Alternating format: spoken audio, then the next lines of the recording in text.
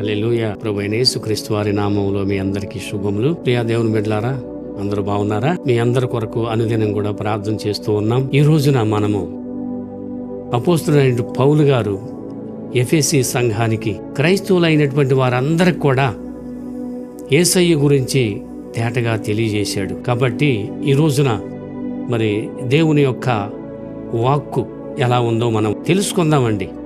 ఎలా నడుచుకోవాలి, ఎలా బలపడాలి, దేవుడు మనకి చూపించినటువంటి మాదిరి ప్రేమ ఎలా ఉందో మనం కూడా దేవుని యొక్క పోలికతో మనం నడుచుకొని ముందుకు కొనసాగుదాం. ఎఫెసీలకు రాసిన పత్రిక 5వ అధ్యాయము 1-2 వచనాలు మనం చదువుకొని మనం ముందుకు సాగుదాం. కావున మీరు ప్రియులైన పిల్లల వలె దేవుని పోలే నడుచుకొనుడి. క్రీస్తు మిమ్మును ప్రేమించి పరిమళ వాసనగా ఉండుటకు మన కొరకు తన్ను తాను దేవునికి అర్పణముగాను బలిగాను అప్పగించుకొనెను. అలాగుననే మీరును ప్రేమ కలిగి నడుచుకొనుడి. దేవునికి స్తోత్రం. దేవుని బిడ్డలైనటువంటి వారు దేవుని పోలి నడుచుకోవాలని అపోస్తలుడైన పౌలు గారు తెలియజేస్తూ ఉన్నాడు. ఆయన ప్రేమ ఎలాంటిదో ఒక్కసారి మనం రుచి చూడాలి. ఎందుకంటే మీరును ప్రేమ కలిగి జీవించండి తెలియజేస్తూ ఉన్నాడు పౌలు గారు. ఎలాంటి ప్రేమో ఒక్కసారి మనం ధ్యానం చేసుకుందామండి. ఆయన ప్రేమకు మరి హద్దులు లేవండి. దేవుడు ఆయన ప్రాణాన్నే బలిగా అర్పించి మనల్ని ఆయన యొక్క పరిమళ వాసనగా మనల్ని ఆయన ఎన్నుకున్నాడు. ఆయన ఎన్నుకొని ఆయన బిడ్డలుగా మనల్ని బ్రతికించాడు. మనకి ప్రాణదానం ఆయన చేసినట్లుగా ఇక్కడ మనం చూస్తూ ఉన్నాం. అయితే ఆ ప్రేమ ఎలాంటిదో ఒక్కసారి మనం చూద్దామండి. అగాపే ప్రేమ. ఈ అగాపే ప్రేమ అనేది మరి ప్రేమల్లో ఎన్నో ప్రేమలు ఉన్నాయి. తల్లి ప్రేమ, తండ్రి ప్రేమ, మరి ఇంకా అనేకమైనటువంటి సహోదరులు ప్రేమ, అన్ని ప్రేమలు ఉన్నాయి. కాబట్టి ఈ అగాపే ప్రేమ అనేది దేవుని ప్రేమ. ఆ దేవుని ప్రేమకు మరి అవధులు అనేవి లేవండి. అంతగా ప్రేమించి మన కొరకు ఆయన ఆ శిలువ మీద శాపగ్రాహిగా వేలాడదీయబడి మన కొరకు ఆయన ప్రాణం పెట్టాడంటే అది ఎంత ధన్యులమో, మనం ఎంత అదృష్టవంతులమో మనం ఒక్కసారి ఆలోచన చేయాలి. ప్రియా దేవుని బిడ్డలారా, అందుకనే రోమా పత్రికలో 5వ అధ్యాయము 5వ వచనంలో ఇక్కడ దేవుడు సెలవిస్తున్నాడు. ఎందుకనగా ఈ నిరీక్షణ మనలను సిగ్గుపరచదు. మనకు అనుగ్రహింపబడిన పరిశుద్ధాత్మ ద్వారా దేవుని ప్రేమ మన హృదయములలో కుమ్మరింపబడి ఉన్నది. మరి దేవుని ప్రేమ మన యొక్క హృదయములో కృమ్మరింపబడి ఉందంట. దేవుని ప్రేమ మన హృదయములో కృమ్మరింపబడి ఉంది అంటే పరిశుద్ధాత్ముడు మనలో ఉండబట్టే ఆ దేవుని యొక్క ప్రేమ మనలో ఉంటుంది. ఈ రోజున ప్రభు మనకిచ్చినటువంటి ఈ ధన్యతను బట్టి మనం ఇంకా ప్రేమను పెంచుకొని దేవుడు మనల్ని ప్రేమించాడో అలాగనే మనం కూడా ఇతరులను ప్రేమించి తగ్గించుకొని, యేసయ్య ఏ రీతిగా తగ్గించుకున్నాడో అలాగనే మనం కూడా తగ్గించుకొని ఇతరులని ప్రేమించి, ఇతరులని గౌరవించి, వారిని ఏ రీతిగా దేవుని యొక్క అడుగుజాడల్లో నడపాలో వారికి కూడా మనం ప్రేమ చూపిస్తే, ప్రేమ గురించి మరొక గ్రంథాన్ని మనం చదువుదామండి. 1 కొరింథీయులకు రాసిన పత్రిక 13వ అధ్యాయము అపోస్తలుడైన పౌలు కొరింథీ సంఘానికి ఏ రీతిగా తెలియజేస్తున్నాడో ఒక్కసారి మనం చూద్దామండి. కొరింథీయులకు రాసిన 1 పత్రిక 13వ అధ్యాయము 4వ వచనాన్ని చదువుదామండి. ప్రేమ దీర్ఘకాలము సహించును, దయ చూపించును. ప్రేమ మత్సరపడదు.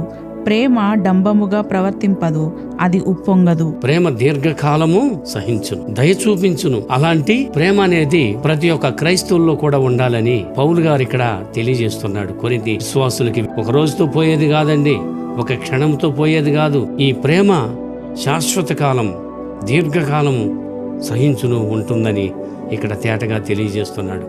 కాబట్టి ప్రేమ అనేది దేవుని యొక్క హృదయంలో నుండి, దేవుని యొక్క మరి ఆయన యొక్క ఆత్మలో నుండి ఆ ప్రేమ అనేది మనం పొందుకునేవారుగా ఉండాలి. ప్రియా దేవుని బిడ్డలారా, ప్రేమ అంటే దీర్ఘ కాలం ఉంటుంది. ప్రేమ అనేది దీర్ఘకాలం ఉండాలి. మరి ఇప్పటికెప్పుడే మరి చాలామంది నేను ప్రేమగా చూసుకుంటున్నాను, నా బిడ్డని ప్రేమగా చూసుకుంటున్నాడు, నా యొక్క అన్నను ప్రేమగా చూసుకుంటున్నాను అని చెప్పేసి ఆ ప్రేమలు కాదండి. దేవుని ప్రేమ అనేది మనం తెలుసుకోవాలి. దేవుని ప్రేమను మనం సంపాదించుకోవాలి. ఇక్కడ పౌలు గారు అంటున్నాడు, ప్రేమ లేని వాడనైతే నేను వ్యర్థుడని, కొండలను ప్రగలింపగల పరిపూర్ణ విశ్వాసము నాకు ఉన్నా నేను ప్రేమ లేని వాడనైతే నేను వ్యర్థుడనే అని స్పష్టంగా తెలియజేస్తున్నాడు. కాబట్టి ప్రేమ శాశ్వత కాలం ఉండాలండి. ఆయన మన కొరకు శాశ్వతంగా ఆయన ప్రాణమంతా మరి చివరి యొక్క రక్తపు బొట్టు వరకు కూడా మన కొరకు కార్చాడు. అంత ప్రేమ మరి యేసయ్యలో ఉంది. మరి అలాంటి ప్రేమ కలిగి దేవుని బిడ్డలందరూ కూడా ఉండాలని కూడా దేవుడు మరి పౌలు గారి ద్వారా తెలియజేస్తూ ఉన్నాడు. అసలు ప్రేమ అంటే ఏమిటి, ఆ ప్రేమకు నిర్వచనం ఏమిటో మనం తెలుసుకుందాం. మొదటి యోహాను రాసిన పత్రిక 4వ అధ్యాయము 8వ వచనాన్ని ధ్యానం చేద్దామండి. దేవుడు ప్రేమ స్వరూపి, ప్రేమ లేనివాడు దేవుని ఎరుగడు. దేవుడు ప్రేమ స్వరూపి, ఆయన ప్రేమ స్వరూపి కాబట్టి ఆ ప్రేమే దేవుడు, ఆ దేవుడే ప్రేమ అనేది మరి ఈ రోజున మనం తెలుసుకోవాల్సింది ఎంతైనా ఉందండి. దేవుని యొక్క ప్రేమను గురించి ఈ యొక్క గ్రంథంలో అనేక చోట్ల రాయబడి ఉంది. మొదటి యోహాను రాసిన పత్రిక 4వ అధ్యాయము 20వ వచనాన్ని కూడా మనం ధ్యానం చేద్దామండి. ఎవడైనను నేను దేవుని ప్రేమించుచున్నానని చెప్పి తన సహోదరుని ద్వేషించిన ఎడల అతడు అబద్ధికుడగును. తాను చూచిన తన సహోదరుని ప్రేమింపనివాడు తాను చూడని దేవుని ప్రేమింపలేడు. ఇలాంటి వాళ్లే చాలా మంది ఈ లోకంలో ఉన్నారండి. నేను దేవుని ప్రేమిస్తున్నాను అని చెప్పి వారు నానా విధాలుగా మరి ద్వేషిస్తారు, మరి ఇంకా దూషణ మాటలు ఇవన్నీ కూడా మరి పొరుగు వారి మీద మోపుతా ఉంటారు. కాబట్టి ద్వేషపు మాటలు ఇవన్నీ కూడా దేవునికి అసలు నచ్చవండి. కాబట్టి దేవుణ్ణి ప్రేమించేటువంటి వారు ఎలా ఉండాలి? దేవుని బిడ్డలైనటువంటి వారు నిన్ను వలె నీ పొరుగు వారిని ప్రేమింపవలనని దేవుని యొక్క ఆజ్ఞ. మరి అదే రీతిగా ఎంతమంది దేవుని యొక్క ప్రేమను కలిగి ఉన్నారో ఒక్కసారి ఆలోచన చేయాలండి.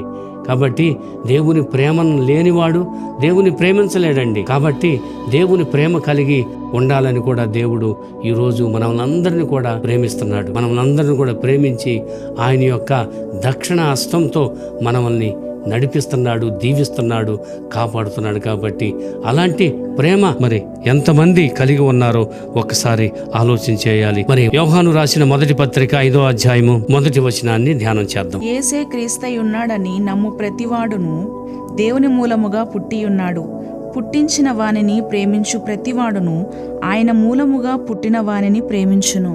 చూడండి, మనలో దేవుని ప్రేమ ఉంటే ఇతరులు కూడా గుర్తిస్తారండి. నిజమైన దేవుని ప్రేమ మనలో ఉంటే మరి ప్రజలు గుర్తిస్తారు. కాబట్టి దీనినే అగాపే ప్రేమ అంటారు. ఈ అగాపే ప్రేమ ఎంతమంది కలిగి ఉన్నారో ఒకసారి ఆలోచన చేయాలండి. మరి ఆ ప్రేమ లేకపోతే దేవుని గురించి మనం చెప్పలేం. మరి మనలో ప్రేమ లేకపోతే దేవునికి ఘనత ఎట్లా వస్తుంది, దేవునికి మహిమ ఎలా వస్తుందో ఒకసారి ఆలోచన చేయాలి. ప్రియ దేవుని బిడ్డలారా, ఇతరులు మరి మనలో ఉన్నటువంటి ప్రేమను చూసి దేవుని యొక్క అడుగుజాడలో నడుస్తారు. కాబట్టి ఎంతమంది ఈ రోజున ఈ యొక్క వీడియో చూస్తున్నటువంటి వాక్యాన్ని వింటున్నటువంటి ప్రతి వారు కూడా మరి వాక్యానుసారంగా జీవించి దేవుని ప్రేమ కలిగి ఉండేవారిలాగా ఉండాలని దేవుడు మరి ఈ రోజున మనతో పౌలు గారి ద్వారా మాట్లాడుతూ ఉన్నాడు. అందరూ తలలు వంచండి, చిన్న ప్రార్థన చేసి మనం ముందుకు సాగుదాం. ప్రభువా మా దేవా, మీకే స్తుతులు స్తోత్రాలయ్యా. ఇప్పటి వరకు నాయనా మీ ప్రేమ ఎంతో గొప్పది, మీ ప్రేమ ఎంతో శాశ్వతమైనటువంటి ప్రేమ.